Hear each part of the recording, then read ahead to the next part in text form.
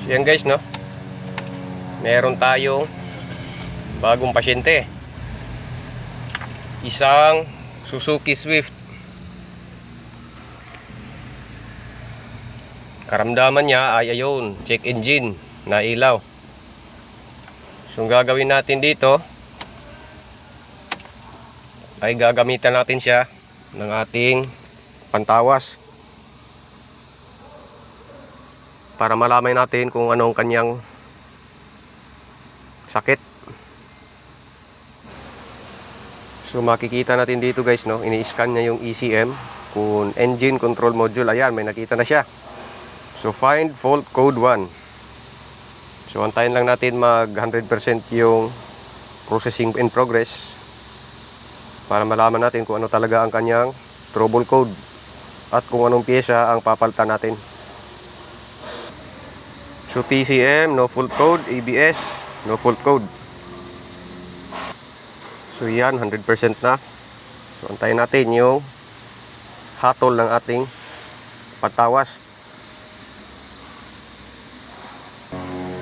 So ayan ang resulta, P013402, no activity bank 1. So ibig sabihin ito po ay oxygen sensor.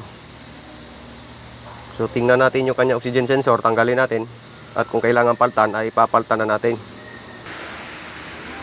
So yun yung ating oxygen sensor, yan ang tatanggalin natin, yan ang ating papaltan.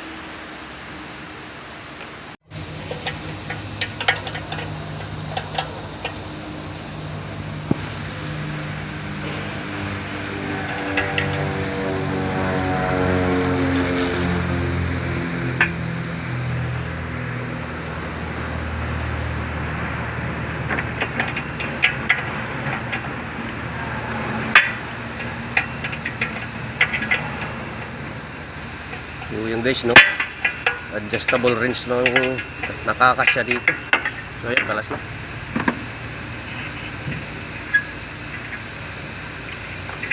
Init. Yan.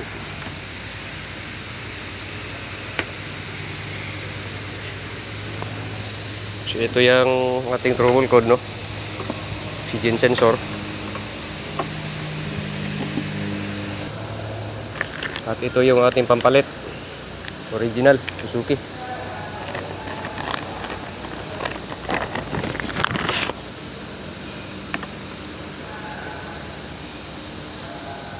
So ikakabit natin ito, titignan natin kung mawawala yung trouble code.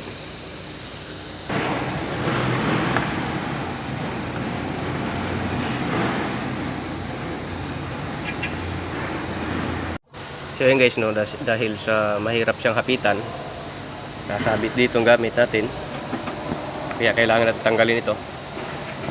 So ayan, tinanggalan natin ito. Dito po yan. At yan, madadamay na itong radiator hose. So yan guys, nahapitan na natin yung ating oxygen sensor. Napakahirap talaga i-hapitan ito dahil sa malitang space, no? Limitado lang yung galaw ng ating tools. So kaya pala hindi tayo nahirapan magkalas kanina nitong luma, kasi hindi siya nakatodo baon. Makikita nyo yung kintab, hanggang dyan lang yung baon niya. So ibig sabihin hindi siya sumagad, kasi yung washer kanina ay nagagalaw natin so ibig sabihin hindi siya nakabaon ng ayos. Pinaltan daw ito, pero hindi dito sa atin, sa ibang service center daw. So dahil may pyesa tayong pampalit, kaya tinuluyan na natin palitan. So dito ay talagang sagad yung ating pagkakahapit, kasi yung washer ay talagang naipit niya ng ayos. So kanina yung tinanggal natin, luwag, no, hindi siya nahapitan ng todo, anang sakto. So ngayon ibabalik na natin yung pinagkalas natin. Ito, yan, babalik na natin siya dito.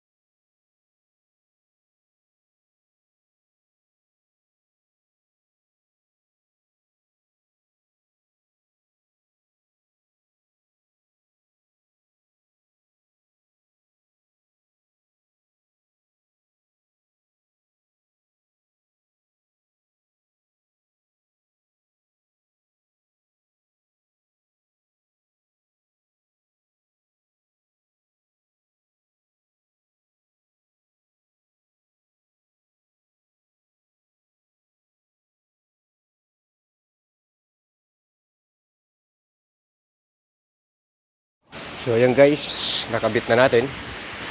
So ayan na siya. Ayan, titignan lang natin, i-re-scan natin siya kung nandyan pa yung kanyang problema.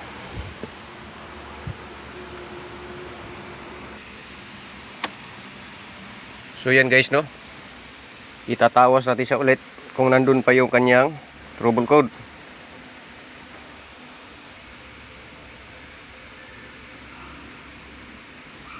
So ito ay Suzuki.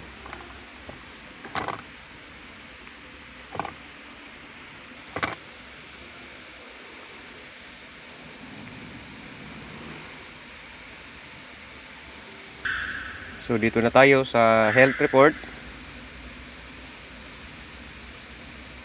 So ayan na, maglo-loading na siya. So yan kanina ay pula itong ECM con engine control module.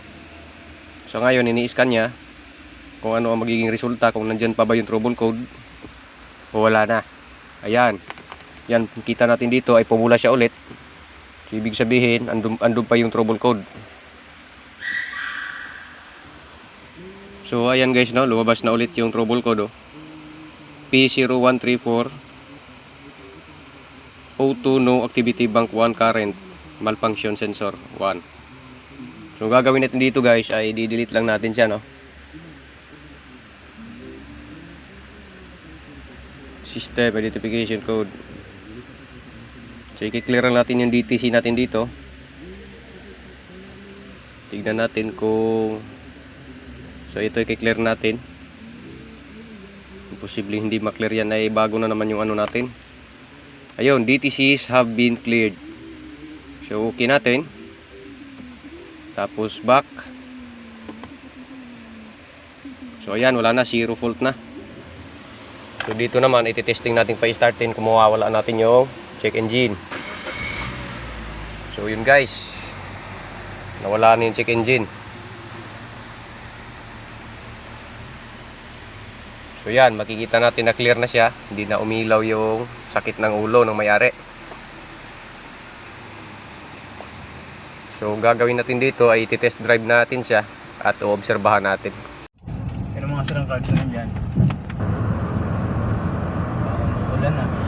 So yan guys, andito na tayo sa start all way.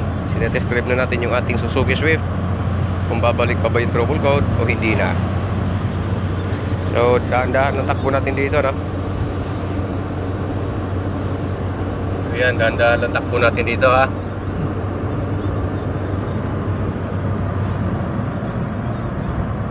So yan, so far so good, wala na akong warning. So hanggang dito na lang. Salamat po sa inyong panonood.